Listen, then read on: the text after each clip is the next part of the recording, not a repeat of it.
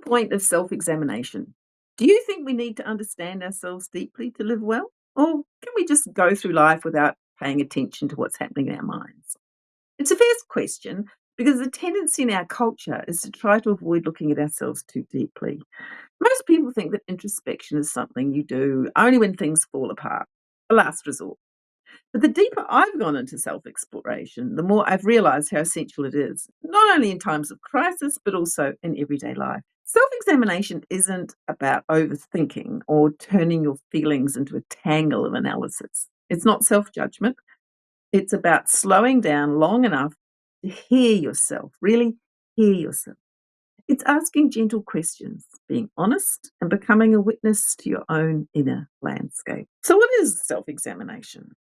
At its core, self examination is the practice of noticing thoughts, emotions, patterns, reactions, desires. It's the inner work of understanding why you do what you do without trying to fix or change anything right away. That's the important bit. It's not about becoming someone better, it's about becoming someone real. Done in this way, as noticing without criticism, is a form of meditation known as contemplation. Now, there's some common misconceptions about self examination, and I think fear is the biggest block to beginning the process of self examination. People think, oh, what if I don't like what I find? Or what if it's overwhelming? Or what if I get stuck? And these are valid fears, and I've felt them too. But self examination doesn't have to be all shadow and pain. And it's certainly not about rolling around in that pain. It can be just reminding ourselves of joyful moments. Yes, it can bring up discomfort, but more often it brings clarity, relief, sometimes even laughter. And over time, it becomes a safe, nourishing space to return to. There are real life benefits of inner reflection. This is why we bother. Self inquiry leads to clarity. You begin to see what's yours and what's conditioning. That alone is life changing. You can decide to reject beliefs you picked up as a child if they no longer serve you. It can assist in our healing of unmet needs, old wounds, and false beliefs. They all start to soften. Emotional regulation. You notice feelings before they hijack your actions. And peace of mind.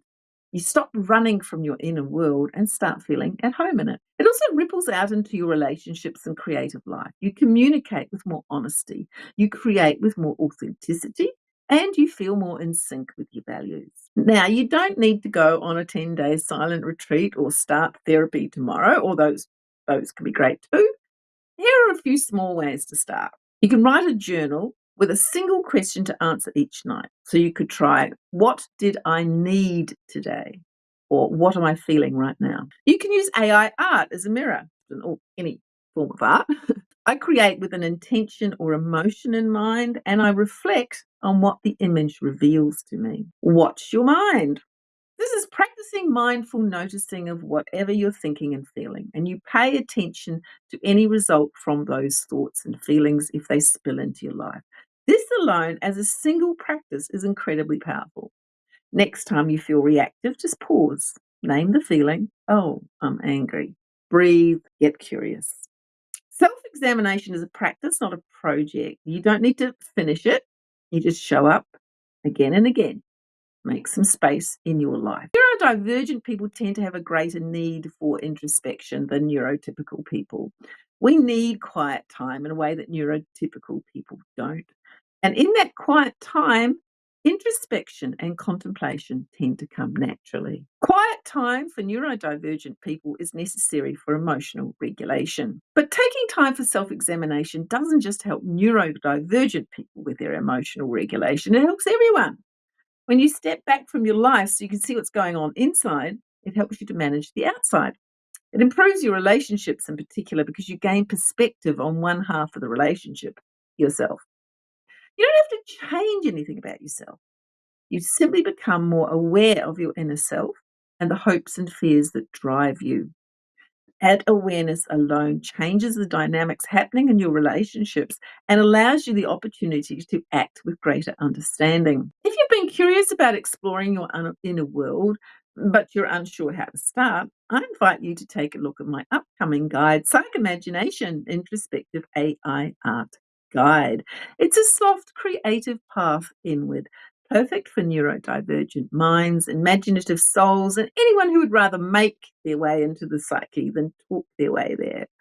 And you don't need to be an artist, you just need to be willing to listen to yourself in a new way.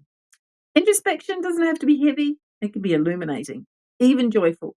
And the more we understand ourselves, the more free we become. So if you enjoyed this, don't forget to do the old like, comment, subscribe, and all of that. And do share this and let me know in the comments whether you are someone who's into introspection or not. And let me know if you're interested in how to use AI art as a kind of art therapy tool.